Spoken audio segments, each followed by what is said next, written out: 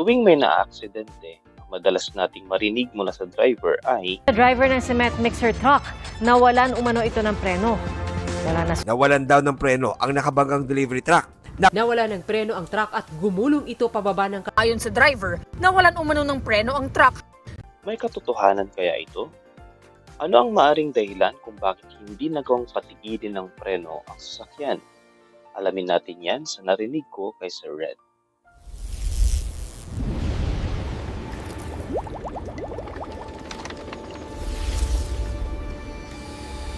Hindi nga ba gumana ang preno?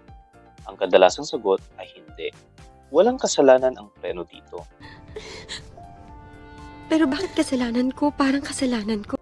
Less than 1% lang ng mga naitalang aksidente ang dahil sa brake failure. Bago tayo magpatuloy, hindi ako mekaniko at eksperto pagdating sa mga sasakyan. At alam ko na may iba't ibang factor kung bakit nagkakaroon ng aksidente na may kinalaman sa preno gaya ng overheating. Pero ang gusto kong ipaliwanag ay kung bakit hindi kinaya ng preno na patigilin ang sasakyan. Dahil ito sa momentum. Sa physics, ang momentum ay tumutukoy sa kung gaano kahirap patigilin ang isang bagay. Mas mataas na momentum, mas mahirap patigilin. Ano ang nakakaapekto sa momentum ng isang bagay? Una ay ang kanyang mass o ang dami ng atom sa isang bagay. Para mas madaling intindihin at dahil nandito rin naman tayo sa Earth, sabihin na lang nating ang timbang o kung gaano kabigat ang isang bagay. Pangalawa ay ang velocity o bilis ng isang bagay.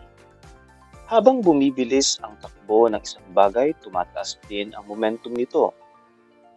Sa mathematical expression, P is equal to mv or momentum is equal to mass times velocity.